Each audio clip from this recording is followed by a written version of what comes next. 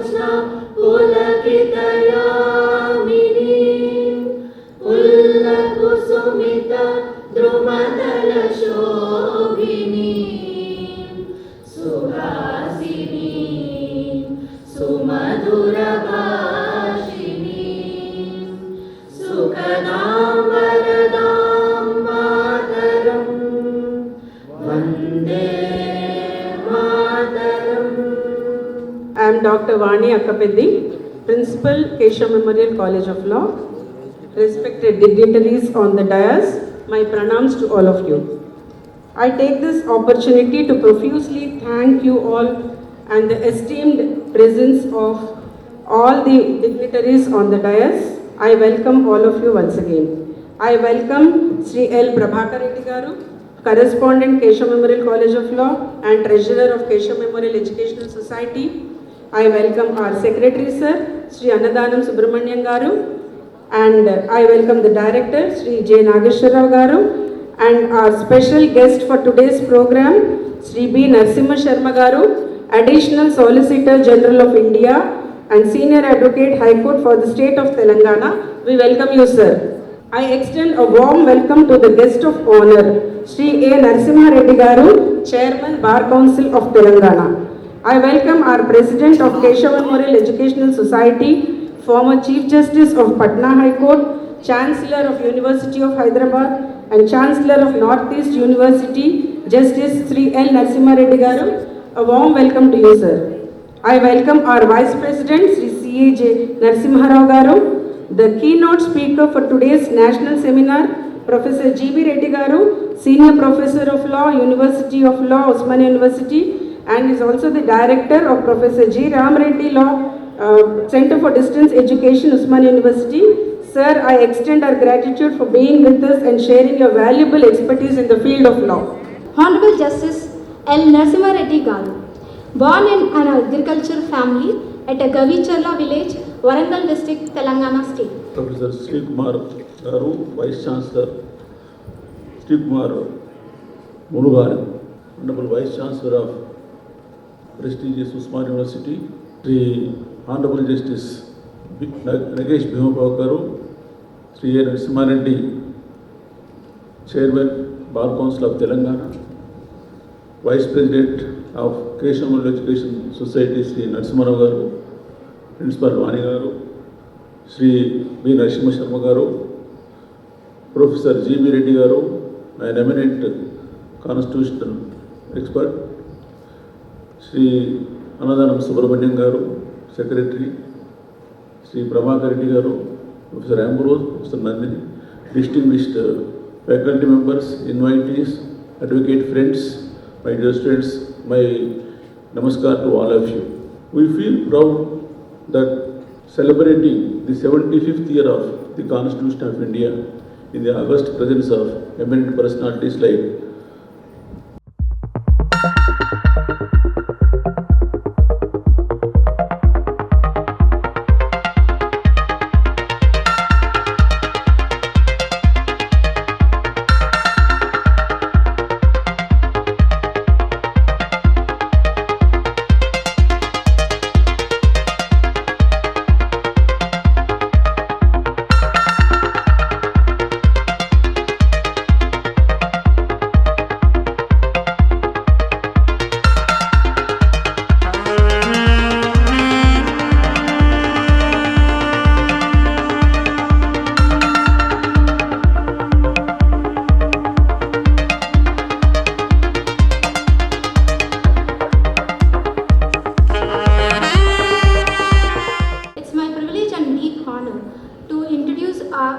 special guest, Honorable Sri Justice Nagesh Bhimapaka.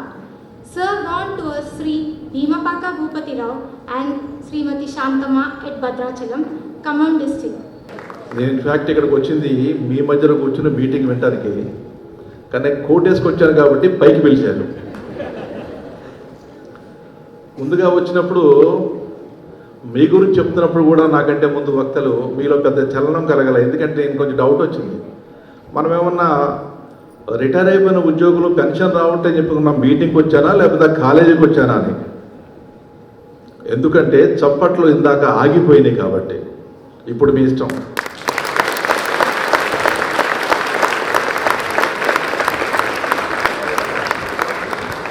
నేను 10 రోజుల క్రితం ఇక్కడికి వచ్చాను. ఓ 10 నిమిషాలు మాట్లాడాను. మాట్లాడి వెళ్ళే సమయంలో పెద్దలు గౌరవనీయులు నరసింహారెడ్డి గారు కాలేజ్ దగ్గర ఉన్నారని చెప్పి వెళ్ళినప్పుడు అప్పుడు ఒక 8:30, 9 అవుతుంది. వారు అక్కడ దగ్గరుండి ఏదో పని చేయిస్తున్నారు. నాకు ఒక కథ గుర్తుంది. ఒక వృద్ధుడైన వ్యక్తి ఒక మామిడికాయ చెట్టు పాతుంటే చాలామంది కేలు చేస్తారు. ఎందుకంటే ఇప్పుడు అవసరమా నీకు ఇది, అసలు ఈ కాయలు కాసేంతవరకు ఆపుతాను, అక్కడ బాగోదు, ఆ పదం వాడటం బాగోదు. కానీ ఆయన సమాధానం చెప్తారు, మీలాగే మనకంటే ముందు తరాలు కూడా ఆలోచించినట్లయితే మామిడి చెట్లు ఉండేవా అని. మీ ఇష్టం.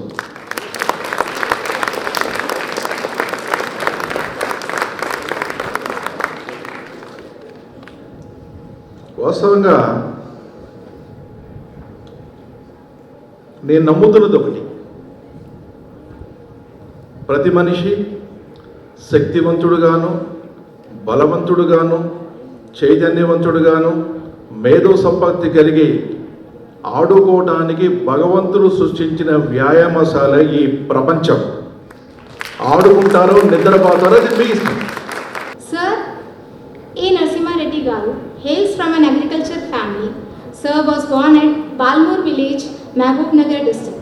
Sir studied up to intermediate at Nagar Kannur.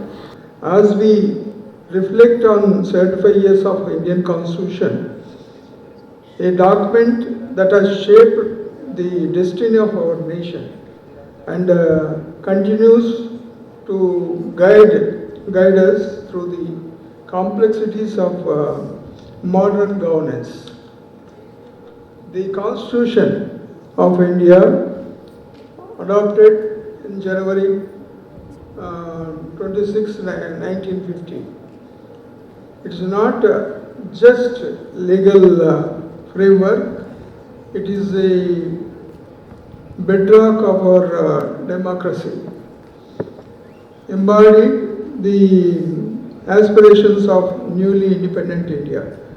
Today, as we stand at this historic milestone, we must examine the challenges that has faced the hurdles and it continues to encounters and the solutions it offers for the future. Once we look back the challenges we face, the journey of Indian Constitution has been nothing short of extraordinary. It was born in the aftermath of colonial and partition and a midst of a disturbed society. I am very much delighted to introduce Professor Kumar Mulugaram sir, Vice Chancellor Osmania University, who has warmly accepted our invitation to join us today. Thank you so much, sir. Thank you so much. Scientists study the world as it is, whereas engineers create the world that has never been. The reason for quoting this is Professor Kumar Mulugaram sir is a highly esteemed academic and also a researcher in civil engineering department.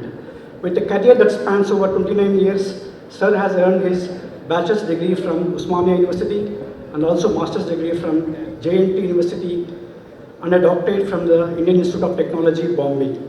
Currently, sir is serving as the senior professor of civil engineering at the University College of Engineering, Osmania University. As many speakers said several things about the Constitution, and we are celebrating this 75th year of this Constitution, and many people gave many, the definitions and experiences, etc. in a very, very nice manner. And I am from engineering background, and obviously I have little knowledge when you compare with this particular law and all the speakers who sat here. But still, I try to give few of things to you. In my experience, of course, as a citizen, one should know each and every this aspect. So you all know that the adoption of the Constitution, Indian Constitution, has indeed played a very important role in establishing India as a sovereign and secular and socialist nation. This is a common kind of, the outcome of the Constitution. Yeah, so just now many people highlighted about the importance of the Constitution and sustainability of the Constitution and how the transformation, the journey took place since last 75 years, and still we have to travel further in for next generation to reach the fruits of the Constitution. Yeah, and a few things I want to just highlight here related to this Constitution. And no doubt because of the 106 amendments took place just now said by one of the speaker. So amendments that all depends upon the situation.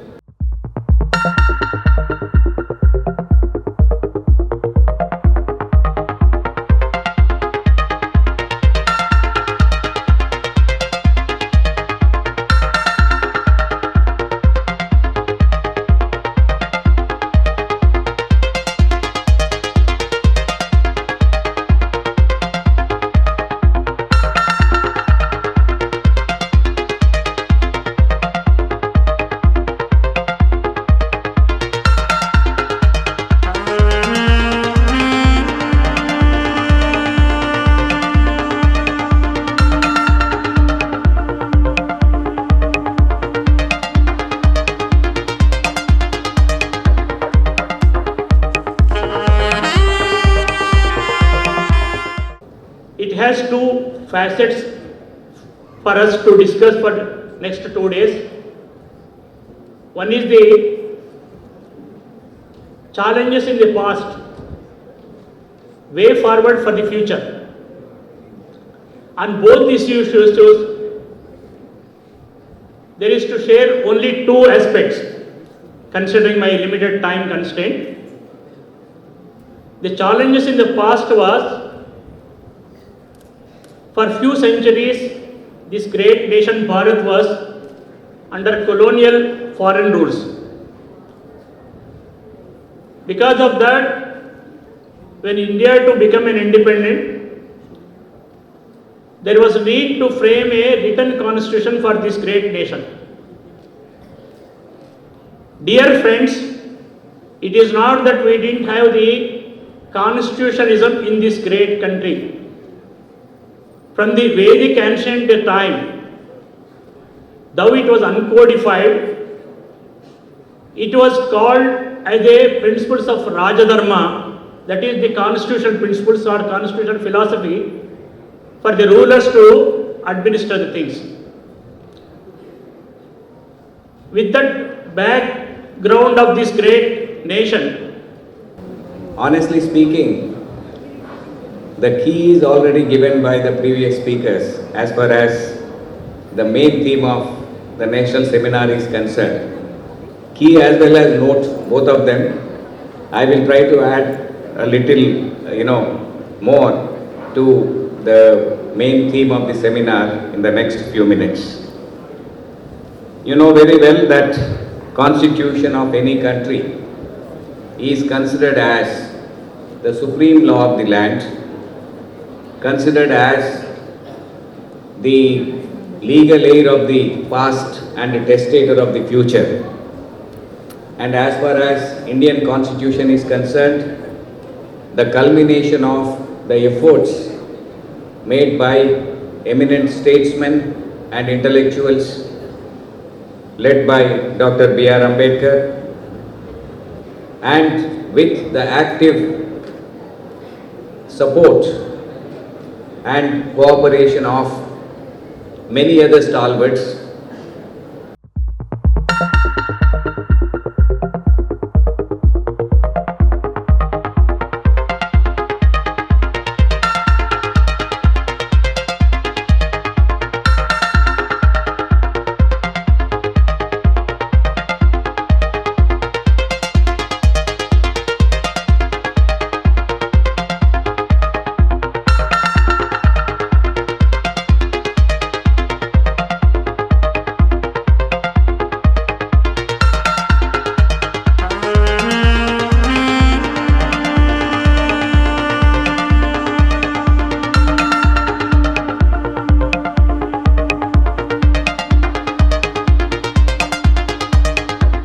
రాజ్యాంగం అమల్లోకి వచ్చిన 75 సంవత్సరాలు పూర్తి చేసుకున్న సందర్భంలో ఈ 2 days seminars పెట్టినాము. ఇక్కడ చాలా సంతోషం. ఇక్కడ ఉస్మాన్ యూనివర్సిటీ వైస్ ఛాన్సలర్ గారు,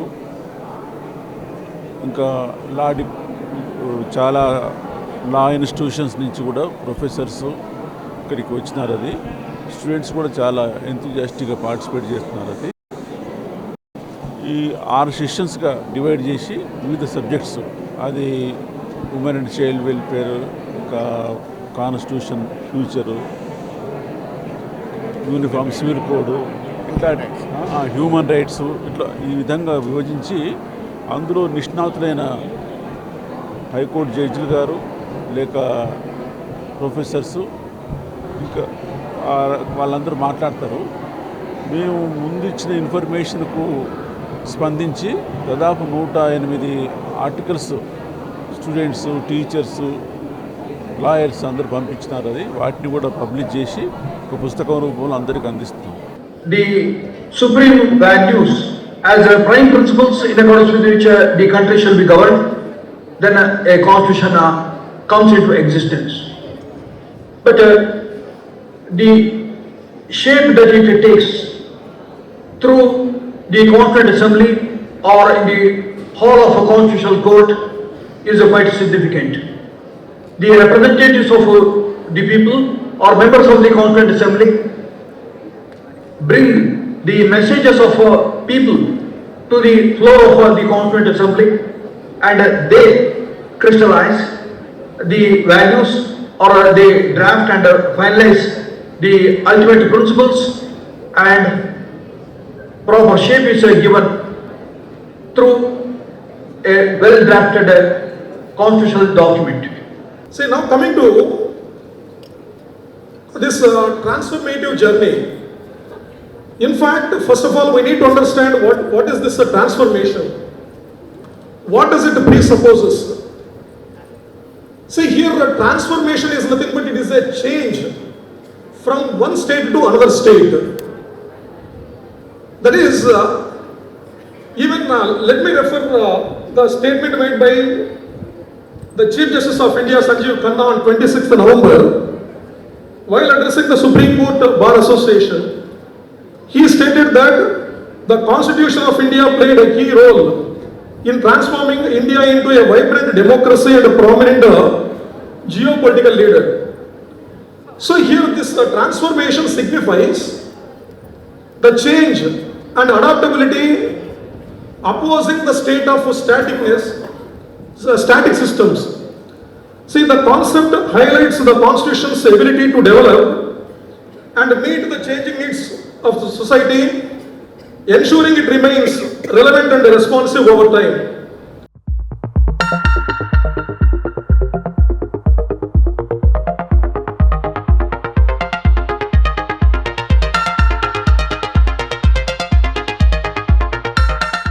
That democracy is intertwined with our elections.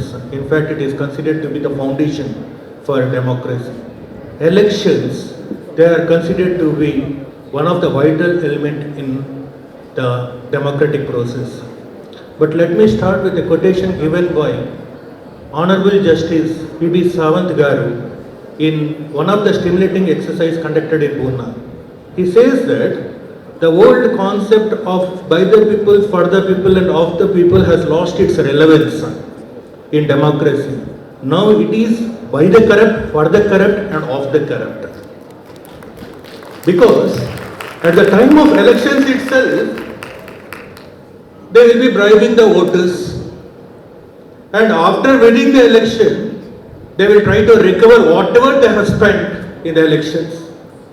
So without corruption, you will not find anything that is getting materialized. We have seen several electoral reforms starting from 1950. And all of you are erudite people, knowing very well that there are a lot of constructive changes and progressive changes that happened by the launch of National Education Policy 2020. And there is an evolution from 2020 National Education Policy to 2024 education policy, which has clear guidelines given by the policymakers in order to see that the education policy of India reaches the global standards by providing a holistic learning environment. Are the moderates for this session. We welcome you all once again for the second session. I am sure you are rejuvenated and enthusiastic for this session. Now, I would like to invite Dr. G. Ramadevi Madam, co-chairperson, onto the dais.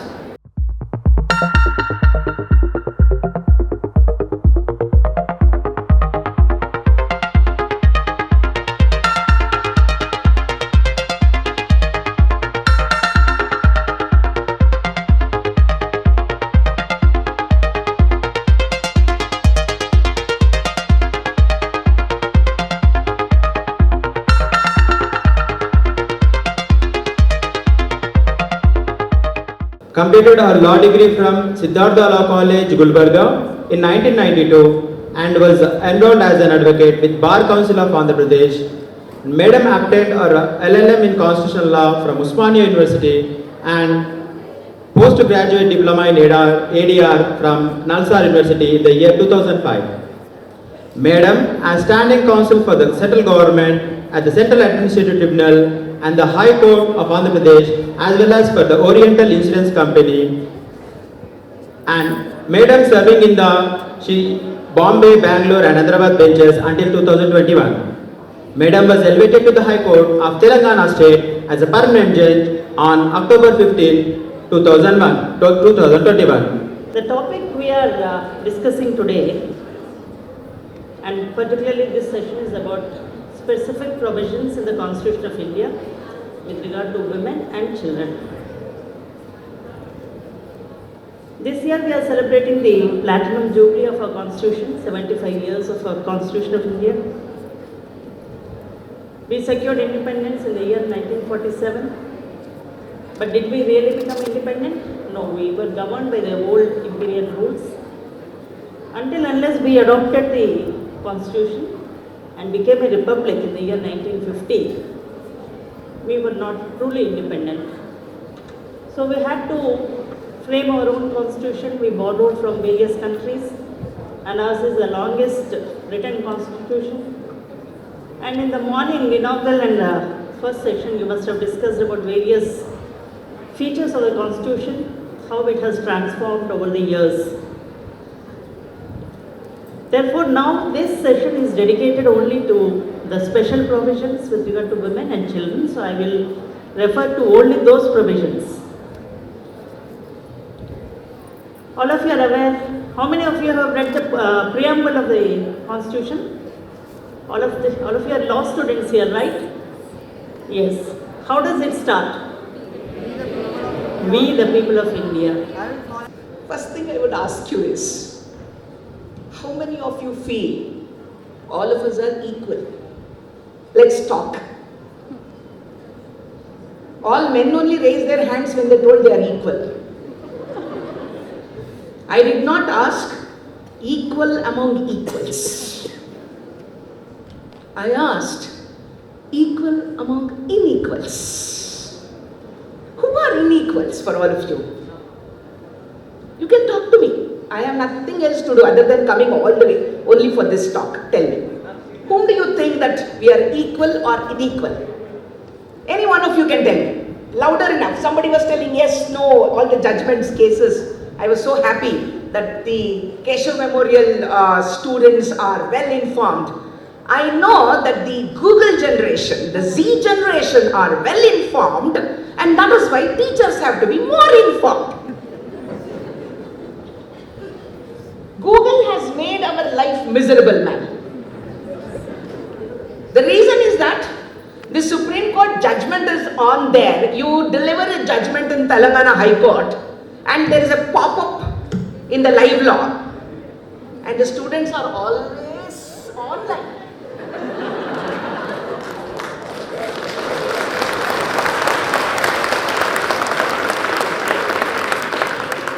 By making this statement, you know what I told? you are always online. If we go offline, then we will be made a mockery in the online technology. That is the fate of the teachers and academicians this generation. People on the other side of it will not understand our problem. And understand that a teacher like me have to be thoroughly equipped to hold them like this, looking at me. Dr. G. Ramadevi Madam is an expert in international law, women and child rights with over a decade of research, teaching and legal industry experience. A gold medalist in law from the Osmania University. Through this platform, I would like to wholeheartedly thank Justice Madhavi ma'am and Nandini ma'am accepting our invitation. And I hope all of you, it was not just lecture, lesson. You had a joyful session also. But one interjection I just want to make is the next keynote speaker, Sri David Ambrose sir, has a flight to catch. So the paper presentations will happen after we conclude this session. So I request Ramadevi ma'am also to conclude in 5 minutes her speech.